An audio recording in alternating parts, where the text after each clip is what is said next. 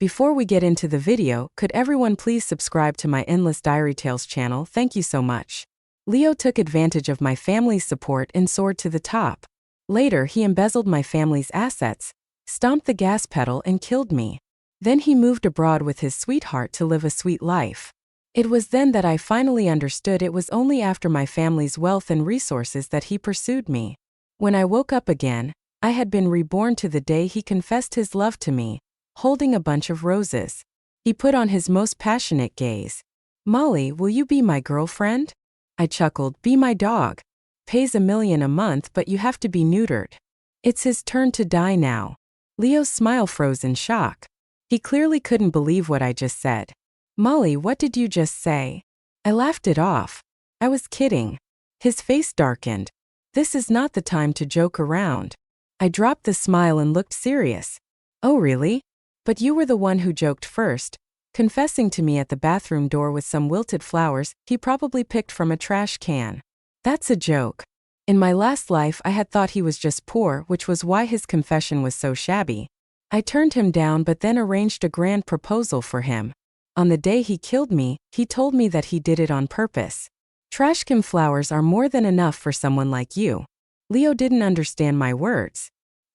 He thought I misunderstood his confession and tried to explain himself. I cut him off. "Leo, in our circle faces everything. Your kind of confession is a disgrace. If anyone asks what happened, what do you expect me to say?" Leo fell silent. He wanted to climb through my connections and network little by little. He couldn't afford to throw his face away. Pity my past self who spent money packaging him, fixing his problems, funding and supporting him only to end up dead. Before I died, he firmly accused me, saying I had stripped him of the dignity a man deserved. Since that's how he felt, I made sure to respect him fully.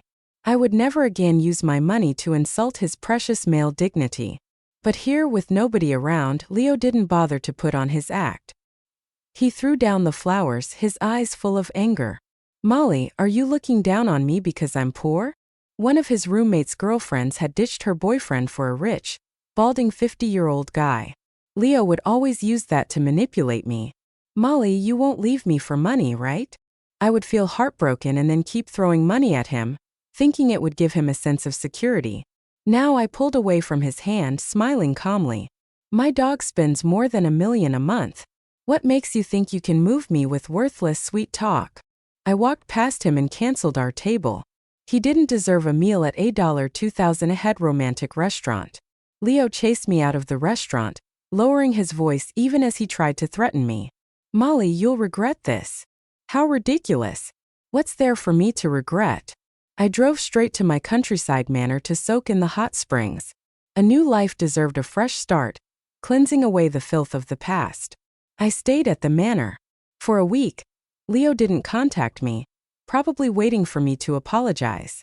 I had shown him too much respect, and that gave him the nerve to act like this. Sure enough, as soon as I got back from the manor, a friend who runs a bar called me. "Your boyfriend's drunk over here. Can you come get him?" My heart sank. This kind of statement made me uncomfortable. We weren't even together, yet my friends had already assumed our relationship. I had given Leo too many privileges, making him think he could control me entirely. In my last life, he had put on a good act, obedient and sweet most of the time, with the occasional tantrum. I had thought it was just a couple thing and coaxed him along. Who knew he harbored such ambition and depth? Remembering my gruesome death, my voice chilled. "If he can't pay, call the cops." My friend was clearly shocked. "You're serious?" I told him about Leo's bathroom door confession. They needed to know the reason so no one would try to make peace. My friend was furious. "Never seen such a low life. You spent so much money on him, bought so many gifts. Even if he was broke, selling just 1 or 2 items could have set up a decent proposal. He's a freeloader with no self-awareness. Don't worry, I won't let him get away with this." My friend called the cops, and the drunk Leo was taken to the station. Leo had no connections in this city. He came here for school. His most frequent contact was me. The police called me first. "Hello, this is the police. Your friend Leo dined and dashed at a bar. The owner called us. Can you come and mediate?"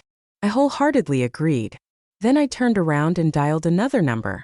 Hello, Professor. Their student Leo got caught skipping out on a bar tab and got taken to the station. The police called me, but I think it's better if you handle it. Leo's counselor was cautious and didn't immediately believe me. No problem. I recorded everything. The police officer's voice came through clearly, and I could hear whispers in the background with others present. It was an unexpected bonus. All right. Thank you for letting me know. The counselor's voice was icy. He must be furious with Leo now. Teachers hate it when graduates get into trouble, and Leo was a senior. If he got expelled, his college years would go to waste. If he got a demerit, it would stay on his record, affecting future studies and jobs. The next day, Leo sobered up and messaged me angrily. Molly, are you insane? How could you call my professor? I might get expelled now. You need to apologize to your friend and get him to drop the charges. A week has passed and he still hasn't learned. Sick of his barking, I blocked him. After a solid 2-hour workout, I dragged my sore legs home. Leo was sitting on my sofa in a bathrobe, sprawled out shamelessly. He was eating watermelon while watching the game. I was annoyed that I forgot to delete his fingerprint from the system.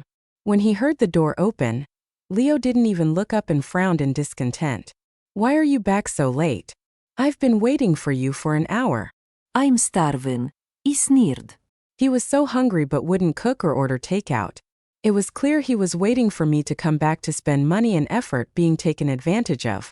I remember the first time he walked into this house. He showed obvious longing. I don't have big dreams. I just hope to come home after work to a nice meal no matter how late it is. I want a light on and a hot meal waiting for me. His eyes sparkled, filled with anticipation as he looked at me. I couldn't understand his mindset and stupidly responded, "Then you'd need to prepare a room for a housemaid."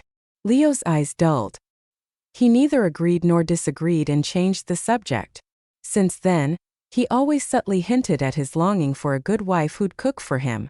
When I ordered takeout, he ate it while complaining that it's unhealthy. When I took him out to eat, he devoured the food, but said nothing is as good as homemade. When I hired a maid to cook, he said domestic services are just scams. Many things you can do yourself. Why waste the money? Because of that, I signed up for a cooking class. When Leo found out, he complained again. Cooking is simple, why take a class? My mom cooks well. She can teach you later. So he canceled my class and kept criticizing every aspect of takeout restaurants and maids. I couldn't tell that he wanted me to be a second mom, taking care of his needs. In college, I had a roommate who was financially savvy, always finding ways to save money. In my last life, I thought Leo was like my roommate, frugal and practical. Leo noticed I wasn't moving and turned to me impatiently. I'm starving here. What are you doing? I smiled faintly and took out my phone. Leo didn't mind, thinking I was ordering takeout. 3 minutes later, the property caretaker and security came up and dragged the barely dressed Leo out. No, Molly. Molly, what are you doing? Tell them to let go of me. I ignored him, took a few photos of him, and posted them in the community group. Caption: Pervert spotted. Everyone be cautious. In Leo's panicked eyes, I deleted his fingerprint from the system. Then I had the maid pack his things and send them back to his dorm. I was shocked by how much stuff he had left in my place. I didn't realize it, but he often found excuses to stay over. He was a student sponsored by my parents. Initially, he always called me sister, then started calling me Molly as our relationship became ambiguous. I always treated him as a younger brother, but as our relationship shifted to romance, I took better care of him. I was compassionate, but he was shameless. Since that was the case, I decided to ruin his reputation. Leo couldn't enter my community, so he hung around my school. He loitered around the girls' dormitory, drawing suspicious glances. I took a different route to enter from the back but encountered Leo's sweetheart, Sandy, at the dorm entrance. With her long straight black hair and white dress, she was a little goddess from the law school. Objectively, she had great natural features and bone structure. I was puzzled why Leo, with such a pretty sweetheart, would like someone else like me. Only after dying once did I realize Leo's real affection was always for Sandy. It's laughable. In my past life, he fooled me by saying he was tired of seeing Sandy's face since childhood and that he liked my freshness. At that time, driven by hormones, I never doubted his words. I even took extra care of Sandy, thinking she was his childhood sweetheart. Sandy often played peacemaker between Leo and me. I really thought they were pure. I never had doubts. I didn't know they had been sleeping together. Whenever I was busy with studies or work and not around Leo, they even used my money for hotel rooms. When I died, Sandy was there. She confessed while I lay there. If it weren't for your money, Leo wouldn't give you a second look. Seeing this familiar face again, I felt only repulsion. Sandy gave me a gentle smile. Molly, don't be mad at Leo. He's just immature and thoughtless. I apologize on his behalf. Don't take it to heart. My teeth ached. How did I not hear her insincere tone before? Seeing my silence, Sandy continued to explain. For Leo, Molly, you know our family isn't well off. The roast thing was cheap, but I've scolded Leo. He won't do it again. In my last life, they fooled me completely. I never suspected a girl with ill intentions. I was too forgiving and naive, always being used by Sandy. I stopped my hand from opening the door and turned to Sandy. Sandy, what is your relationship with Leo? What gives you the right to apologize on his behalf? Sandy didn't expect my aggressive tone. She bit her lip, tears welling up quickly. She looked pitiful. But crying in a woman's storm without her knight in shining armor around to blame me was foolish. Sandy! A sharp voice from behind startled me. Leo rushed over, pushing me aside and pulling Sandy behind him. Molly, how could you bully Sandy? His partiality was so obvious. In my last life, I hadn't noticed Leo's protectiveness over Sandy because we always got along. Thinking back, I realize it was my naivety. In my past life, Leo chose Sandy over me many times. When it rained, he picked Sandy up first. When we ate, he ordered Sandy's favorite dishes first. He said I had a driver at home and Sandy only had him. He said Sandy hadn't eaten something before, so he ordered it for her first. With all these signs, I chose to trust them and refused to speculate about their relationship. When Leo pushed me, my hand went numb. He didn't notice I was hurt and turned to wipe Sandy's tears. Sandy, are you okay? Don't cry. I will stand up for you. Leo turned to face me angrily. Apologize to Sandy. Sandy tugged at his sleeve, tears hanging from her lashes, looking pitiful. No, Leo. Sandy, don't speak for her. Before he could finish, I slapped him. The sound was loud in the empty hallway. Leo was stunned, clutching his face in disbelief. Molly, did you just hit me? Sandy looked heartbroken and indignant. Molly, if you have a problem, come at me. How could you hit Leo? My hand slapped Sandy too. I remembered now in my past life, Sandy was the one who hit the accelerator that led to my death. I pushed the dumbfounded pair aside, reinserted the key, opened the dorm door and went in. Closing the door behind me, outside I could hear Sandy sobbing and Leo cursing. Other dorm mates came out to scold them for being noisy, and they unwillingly left. Before leaving, Leo threatened me. Molly, if you don't apologize to Sandy, don't expect me to forgive you. Shameless, as if he had the right to say such things. I recalled Sandy showing me photos of her and Leo being intimate. Her face was twisted with pride. I've slept in your bed more times than you. Sandy's face was vivid in my mind, hard to erase. I rushed to the restroom and started dry heaving over the toilet. So disgusting. Their threats sounded so resolute. I thought they were done for good, but just 3 days later, Sandy appeared before me again. I was eating and it really ruined my appetite. She sat down across from me with a plate looking pathetically poor. My plate was full of meat and fish. Hers had a little congee and some side dishes. She shamelessly said, Molly, last time Leo misunderstood you. I've already explained everything to him. I'm really sorry. In some ways, Sandy was more capable than Leo, more patient and clever. She only mentioned Leo's misunderstanding, skipped the part where I slapped them. High-level manipulation. You both sincerely like each other. Don't let a little misunderstanding break you apart. Sandy stirred the bowl of congee but didn't take a bite. Her eyes filled with anticipation, slowly turning to confusion. Why? Because in the past, I always complained she ate too little and was as thin as a gust of wind. Every time she brought congee and sat beside me, I'd force her to get more food, piling up meat for her to eat. When I first met Sandy, she was skin and bones with a strong sense of pride. She'd eye the meat in my bowl but stubbornly insist she needed to maintain her figure with just kanji.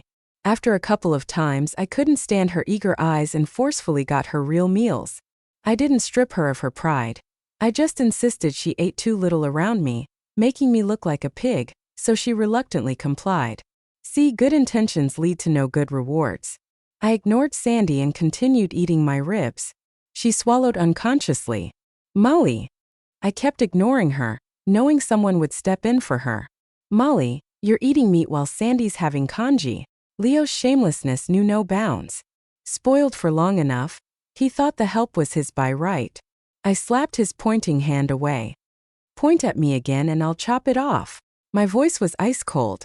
Leo pulled his hand back instinctively. Realizing he looked weak, he raised his voice to regain ground. What, did I say something wrong? You're mistreating Sandy and you think you're justified. I stood up, raised my voice as well. Sandy, I'm not the school student aid officer. If your family is really poor, apply for financial aid from your college. I can buy you a few meals but can't take care of you forever. I left with my tray, ignoring Sandy's embarrassed red face and Leo's furious outburst. Sandy's family wasn't actually poor. They just favored sons. She got into high school and college without a penny from them. Leo once suggested to my dad that he sponsor Sandy. My dad sponsored her for a year but stopped when he found out she bought a $300 lipstick. She was just in high school then.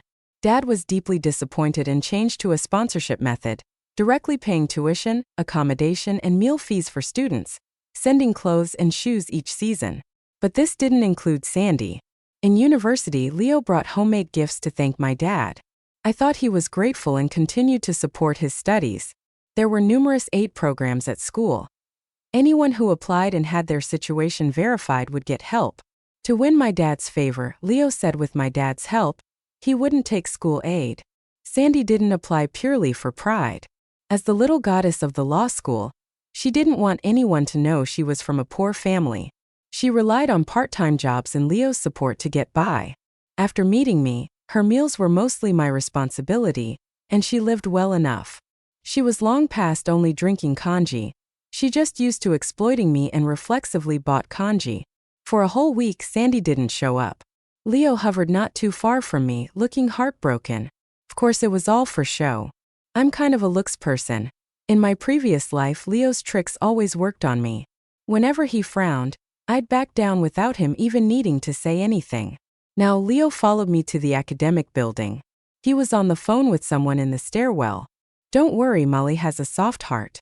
I've tested this many times. In less than 3 days, she will definitely surrender and make up with me. Next week is my birthday. I'll sweet talk her into taking us to Junhuang. We can have all the good cigars, booze, fish, meat, and delicacies we want. He tested many times how amusing it was, gradually pushing my limits, forcing me to give in, stepping on me, sucking my blood, and then kicking me away. I walked off quietly, found an empty classroom, picked up my phone and dialed campus security. Hello. There's been a strange person hanging around the girls' dorms recently. Could you check the area more often during your patrols? A few personal items went missing from the girls' dorms last week. After the call, I couldn't snap out of it for a long time. He tested many times in what way, like making me skip class to watch a movie with him or pretending to be sick, calling me away from my competition, or saying he left his project file at home and making me drive alone to a deserted area to deliver it, disrupting my plans again and again to test how much I would sacrifice for him. Every time I compromised, it was a successful offering in his mind. That was how he tamed me. What was Leo good at? Giving me the silent treatment, playing the victim, and advancing by retreating. Going back to my previous life right after Leo and I got together, I took him to meet my parents. I thought since Dad had praised Leo before, he'd be thrilled to have such an outstanding person as my boyfriend, his half-son. But Dad didn't approve of us.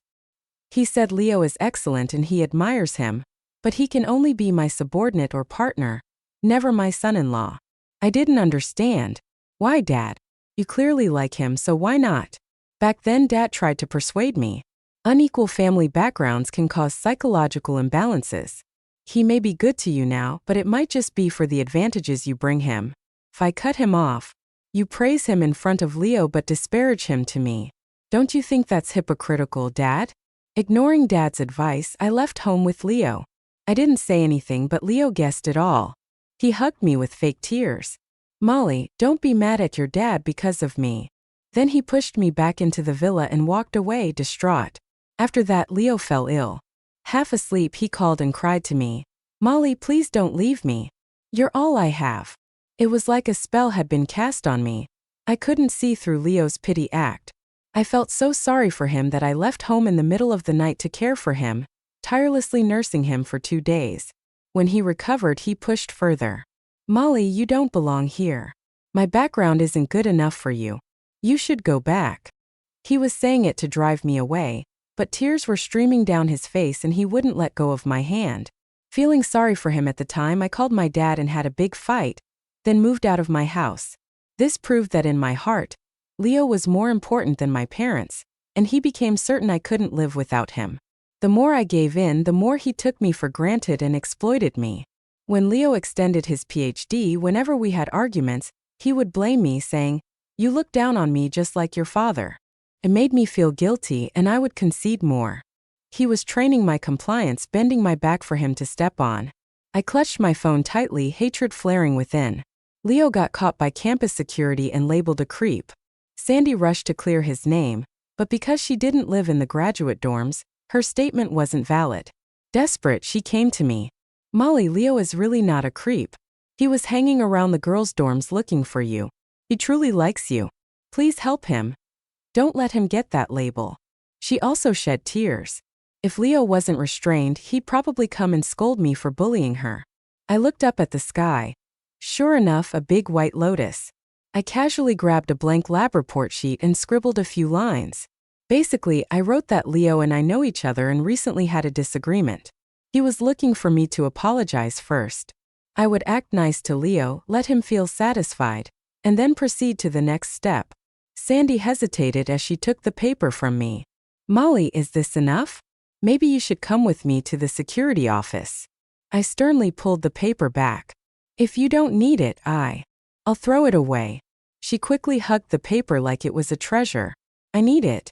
I returned to the lab while Sandy ran off to rescue Leo. Later, when I came out of the lab, I received a bouquet of roses. The card had Leo's handwriting. "Look at that. He can afford a bouquet of roses. He just never thought I deserved one. Whatever." I tossed the flowers into the trash. Trash flowers from a trash person belong in the trash. For the next 5 days, Leo's flowers kept coming. I stayed in the lab so he couldn't find me. He would leave the flowers and go. On the 6th day, Sandy cautiously approached me. "Molly, this Sunday is Leo's birthday. Do you remember?" I nodded. She sighed in relief. "Leo has been sending you flowers for so many days. You accepted them, so you're not mad anymore, right?" I didn't respond. Leo is a guy. He's always worried about saving face. "Molly, can you just give him an out?" Sandy sometimes acts so naive and innocent in front of me, like she doesn't understand the world. If it wasn't for my rebirth, I would have already seen her true colors. I might have even let her deceive me again. I picked up my phone and, in front of her, booked a private room at a restaurant. Sandy couldn't hide her expression. She was visibly happy. "Molly, have you thought about what to get Leo as a gift?" I shook my head while putting away my phone. Sandy's eyes twinkled mischievously. "Leo got his driver's license 6 months ago. He's always wanted a car." I sneered inwardly. If he wants a car, he can buy it himself.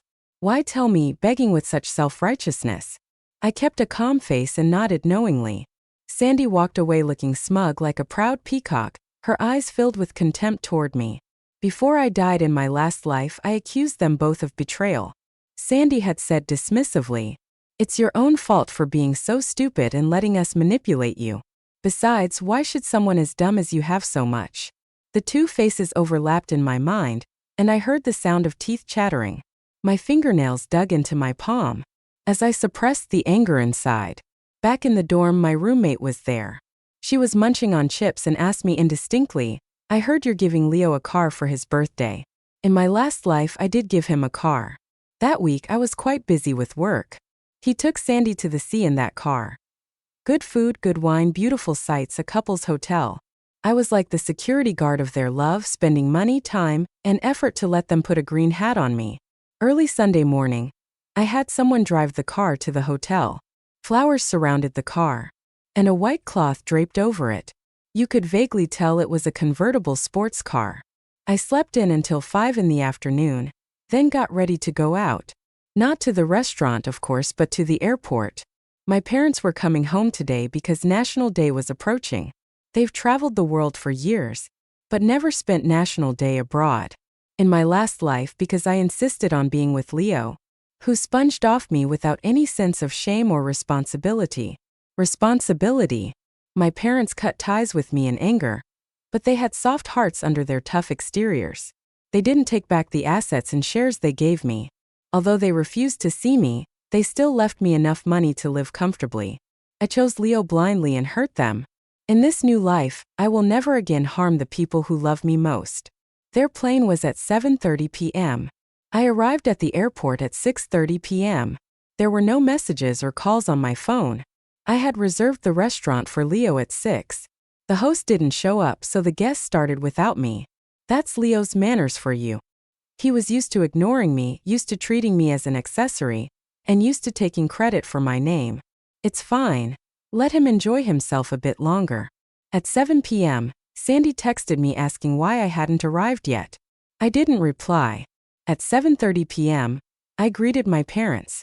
My dad's business thrived during a time of great economic opportunity. When he realized he couldn't keep up with the times anymore, he stepped down gracefully, living off annual dividends and accumulated wealth. After I started college, they began traveling. At first, it was domestic road trips, then global adventures.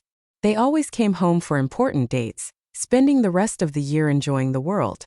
Since my rebirth, I've only video chatted with them. The last time I saw them in person was 5 or 6 years ago.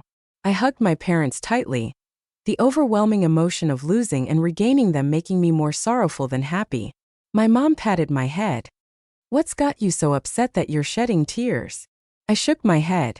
"Nothing, I just missed you." My dad's loving voice came from above. "All right then, we'll stay home a bit longer this time so this little crybaby won't secretly shed tears again. They're really here with me." So good. On the way home, Sandy messaged again. "Molly, we're all here just waiting for you. Where are you?" Sheesh, my booked room invitation list was not run by me, all arranged by them. They really think they're somebody. Shameless. I turned off my phone, stepped on the gas, and headed home. At 9 p.m., the car parked steadily in front of the villa. Our housekeeper had prepared a table full of delicious food, the aroma inescapable. After parking, Sandy called. I didn't pick up. She messaged, "Molly, why aren't you here yet?" "Not coming.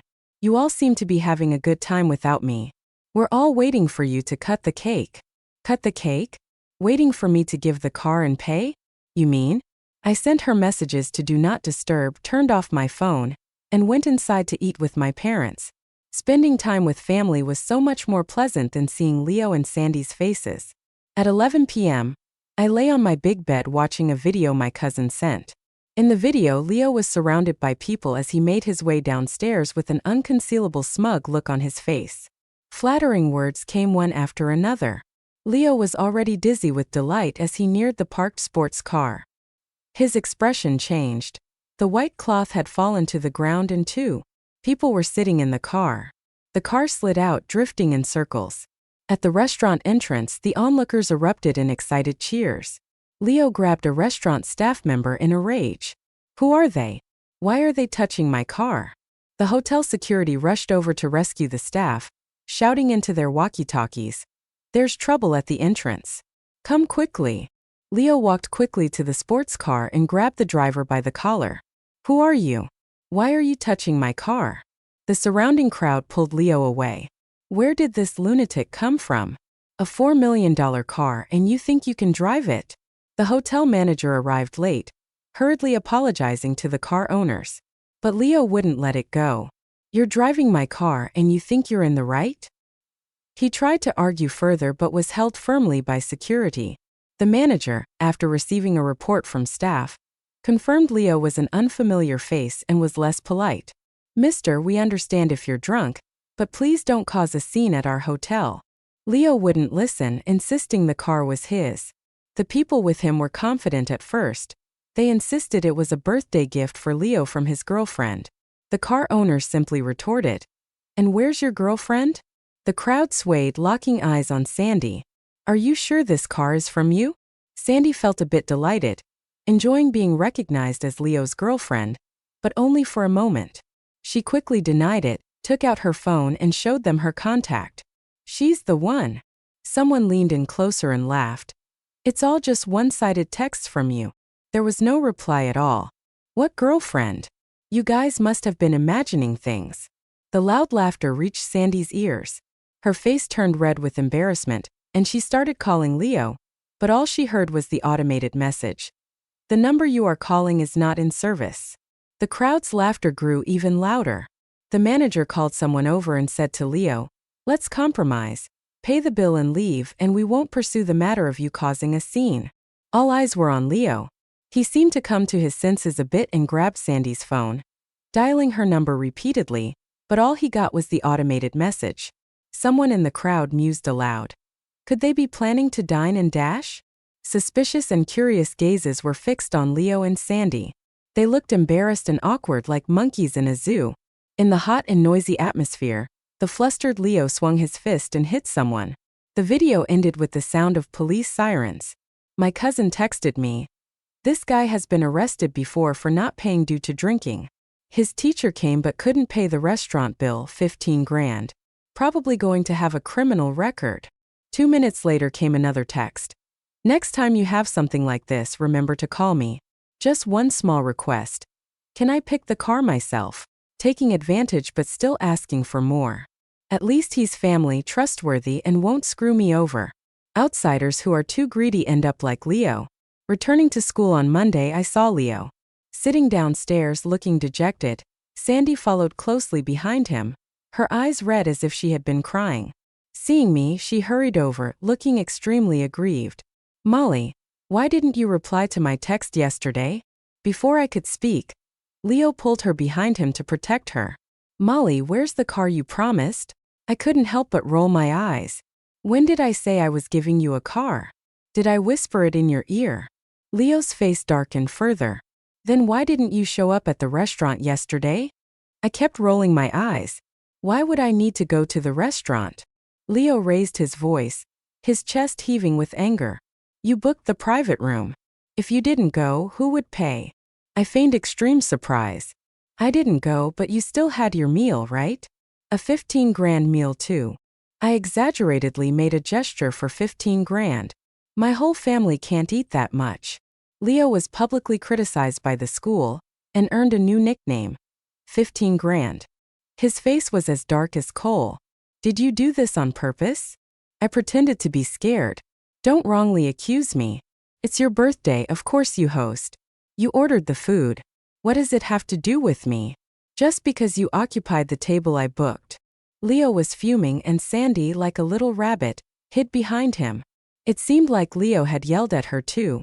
She now just wanted to minimize her presence, letting all of Leo's anger be directed at me. I smiled kindly. Could it be Sandy miscommunicated? "I never said those things." "Sandy, you always overinterpret. I've told you not to overthink. See, now you've caused trouble for Leo." Leo glanced back, his anger evident. Sandy shivered slightly and whispered in her defense, "Molly, I didn't." Leo immediately defended her. "Sandy isn't like what you say." Leo shamelessly reached out. "Yesterday's meal bill, 16 grand. Hurry and pay up." I clutched my bag and stepped back. I didn't even step into the restaurant. I didn't see or eat any food. Why should I pay? You booked the room. If you don't pay, who will? Leo snatched my bag and took out my Hilmi card. I couldn't get it back and my things spilled all over the place. Seeing my disheveled state, Sandy even smirked. "Laugh all you want. You won't be laughing soon." I slumped to the ground, crying and picking up my things. A few people passed by, watching our little drama unfold. My card was used in multiple fraudulent transactions, amounting to tens of thousands. Meanwhile, an audio clip appeared online with the title, "Rich Kid's Girlfriend Treats Everyone to Dinner but Refuses to Pay and Even Promises a Luxury Car." The views were few, but it trended. I clicked and listened. It was my voice, edited with some AI touch-ups, sounding quite real. I booked the private room. 815 grand. I'll gift you a car. Why should I pay? In just 3 hours on a popular platform there were live comments. The next day, stepping out, I became the center of attention. Some people, hoping to gain fame, even aimed their phones at me to record. I timidly retreated to my dorm, applied for leave from my teacher, and lay in bed. When I searched online, my personal information and high-resolution photos had been posted. This one seems quite wealthy. Her outfit alone costs tens of thousands. Definitely not a scammer from our school. Definitely a rich kid. I just don't know what her family does, but she sure looks loaded. By the third day, I had become labeled as a gold-digging slut, still daring to have a boyfriend. My roommate pulled my bed curtain open. You scared me to death. Don't do anything drastic. Everyone who knows you is clarifying things online. Who's so mean to spread such rumors? I lay twisted in bed. Don't get attacked online because of me, I said. The roommate nodded mechanically. My phone was nearly overwhelmed with messages. Some jerk had exposed my phone number, flooding me with thousands of messages a day. Eating the durian my roommate brought back, I happily watched TV. Normally she wouldn't let me eat it, saying it smelled too bad. Now she feared I might do something drastic when she's not around. She was indulging me in everything. My advisor sent me dozens of encouraging messages daily. No pressure with experiments or thesis. Life was beautiful. The roommate felt my calmness was unsettling. She went out and brought back a psychologist for me. By the fourth day, rumors claimed I'd been cyberbullied to the point of a mental breakdown. Some clapped in delight, happy to see one less bitch in the world. Some began to feel remorse, saying I wasn't that bad. Some pointed out the false rumors. Others lamented the horror of cyberbullying. Of course, some still insisted I got what I deserved. When I opened my eyes on the fifth day, Leo was staring right at me. I quickly sat up and saw Sandy below me. My roommate looked helpless. They both want to see you. Maybe they can clear things up for you, she said. I wrapped myself in my blanket and huddled into the corner. What are you two here for? Leo's eyes lit up. Molly, do you remember me? I smacked him on the head. Idiot. Leo's face stiffened. I smacked him again. Idiot. Sandy pulled Leo away, looking at me with starry eyes. Molly, do you remember me? I pinched her face for a moment. You're thick-skinned. I rubbed her face hard, making her foundation smudge. Leo and Sandy looked upset but couldn't do anything. Leo tried to be patient. Molly, how about I take you home? I kicked my foot out, almost hitting his face. Home. Leo smiled a bit gloomily. I unexpectedly slapped him again. Home. Leo wanted to carry me downstairs on his back, but I refused. I insisted on riding on his shoulders like a horse. There were lots of flashing lights along the way. My roommate gave me a hat and a mask, leaving only Leo and Sandy's faces exposed. Leo stuffed me into the car and drove my car to my house. My mom took me to my room and Leo went into the study with my dad. They had a long talk for 3 hours. 5 hours later, a clarification video appeared online. Leo and Sandy showed their full faces. Of course, no one cared about the clarification. They focused on their looks instead. I watched their clarification video, stuffing myself with the dishes my family made prepared, and called the police. I also instructed the lawyer to start filing charges. This included but wasn't limited to Leo using my card without permission, robbing me in public, maliciously editing audio to slander me, and certain internet users who helped spread rumors. HD video and clear audio fully supported our evidence. Leo and Sandy were arrested by the police. The truth and the turnaround came unexpectedly. My roommate and friend's clarification video was trending. My cousin uploaded a video from outside a restaurant showing Leo stealing a car, hitting people, and eating without paying. School surveillance clearly showed Leo grabbing my bag. Full audio recordings leaked online. The IP address from which the audio harassing me was posted was traced to an internet cafe. The cafe surveillance showed that the computer at that time was used by Leo and Sandy. Leo's image as a vain, ungrateful, kept man was solidified.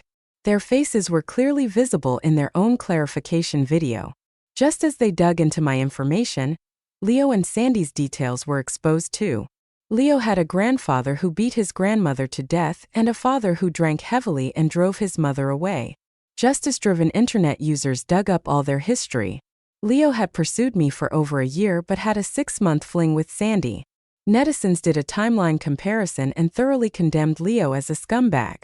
There was a flood of online curses. Unfortunately for Leo and Sandy, they were in police custody, unable to experience the internet outrage as I had. At just 22, they weren't experienced enough or cunning enough. Yet their plan was to use the media exposure to paint me as a materialistic woman, and use the crowd's insults and attacks to break me down. Then Leo would swoop back in as a savior, and I would supposedly fall madly in love with him. In TV dramas and novels, that's usually how it goes. The man helps the woman at her lowest, and she's bound to him forever, willing to be his slave and accessory.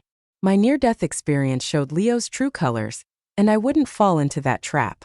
I deliberately acted foolish to make Leo think his plan was foolproof. After all, if he was willing to take care of a fool for the rest of her life, my dad would have to be grateful to him, whether he liked him or not. To show his sincerity, he promised my dad he and Sandy would make a video to clarify the misunderstandings online about me. Leo was obsessed with the idea that marrying me would grant him my family's wealth, changing his fate forever. He already saw me as his possession and treated my things as his, boldly using my card. He was too eager for quick success, thinking my dad was as easy to deal with as me. He forgot my dad was a businessman. A businessman never makes a losing deal. Leo publicly exposed his own information in his HD video, guided the online attack on himself, and it had nothing to do with me. I instructed the lawyer to visit them and ensure Leo and Sandy saw how excited. The internet had become a place where people were insecure and hypocritical, most afraid of their embarrassment being seen. They maintained a polished exterior, defending their fragile egos, but lacked true strength, unable to withstand public opinion. While awaiting judgment, 2 uninvited guests came to the school: Leo's father and grandfather. They held photos of me circulated online, comparing them with the girls at the cafeteria door. Their eager and greedy eyes scared many girls. In my previous life, I never met them. After Leo went to college, he cut off contact with his family. I guess it was an online bullying incident that exposed Leo's address, and they found their way through the internet. An old withered hand grabbed my arm, and a mouthful of yellow teeth emitted a foul smell. "We finally found you. Everything happened so suddenly." I was shocked but couldn't shake off the hand. All I could do was scream for help. The cafeteria security and some kind-hearted classmates heard me and surrounded us, saving me. "How did you get in? Our school doesn't allow unauthorized entry. Trespassing is illegal." A little old man with white hair pointed at me. "How can this be trespassing? We came to find her. She is my granddaughter-in-law. We're family." One classmate stood in front of me. Human traffickers are so brazen now, coming directly into schools to kidnap people. Other classmates, their emotions stirred up, started questioning the old man one by one. I shakily took out my phone and called the police. "No, my grandson is also a student here. His name is Leo. She is his girlfriend, so she's my granddaughter-in-law, right?" He shoved the phone screen in the classmates' faces, showing some gossip put together by netizens with pictures of me and Leo. That only made things worse. The classmates got even angrier. "Leo has been harassing this girl. Now he's in the police station. You as elders should be teaching your kid better, not harassing the victim." The old man stiffened his neck and widened his eyes. "I don't care. It says online that she's Leo's girlfriend. She got Leo arrested, so she should take care of us. The internet says she has money. She should support us." His words left everyone there in stunned silence. A furious guy from the soccer team, Ward, and about a dozen people rushed at him, cursing and forcing him out of the school. They ran right into the police car that had been called, and everyone headed to the police station together. I thought it would end there, but on Friday after school I went out to eat and got mugged on the way back. It was Leo's grandpa and dad. They each had a knife and wore black masks. They weren't locals. Their accent and way of speaking were different. I memorized it after hearing it once. They didn't recognize luxury items or understand the value of watches and bags. They only knew from the internet that those things were worth money, so they made me hand everything over. I complied, even giving them a hair clip worth only a few bucks. With weak legs, I returned to school. I led the family driver to pick me up and only felt safe to call the police once I was home. Now I understood where Leo's wickedness and stupidity came from. It was genetic. In a big city full of surveillance cameras, Leo's grandpa and dad were soon caught. The lawyer said they initially tried to deny the robbery, until the police played the surveillance footage in front of them. Finally, they glanced at each other. This big city has cameras everywhere. Now we're going to be on TV. I felt like my feet were frozen, as if I had plunged into an ice hole, not waiting for the verdict. I applied to withdraw from school and disappeared from the city overnight with my parents. After being reborn, I always had a question in my mind. How can anyone be so blinded by money that they'd kill someone for it? Clearly, we could have broken up peacefully, and he could have earned money through his own efforts. Why did Leo have to kill me to seize my assets? Looking at Leo's grandpa and dad, who were so indifferent to robbery and crime, with no respect for law or morality, I finally understood. Some people are born bad, with a stench that seeps from their genes. They are irredeemably vile. Such people, as long as they live, are like ticking time bombs, forever posing a threat to public safety. Getting involved with them is like being tangled up in a filthy old rag. Life becomes rotten, and escape seems impossible. Now that the whole family is inside, it's the best time for me to completely cut ties with Leo, that maggot. The following spring, I contacted the lawyer one last time. Leo got 12 years, Sandy 5 years, and Leo's grandpa and dad 10 years each. After settling the lawyer's fees, I canceled my phone number, severing all connections with my past. Spring is a time of renewal, and it marked my true rebirth. After dropping out, I didn't give up on my education. I set my sights abroad and gradually sent out applications. I received an offer from a decent school. Before the new semester, I joined my parents on a world tour. After my mind and body were healed in September, I embarked on a new journey of life.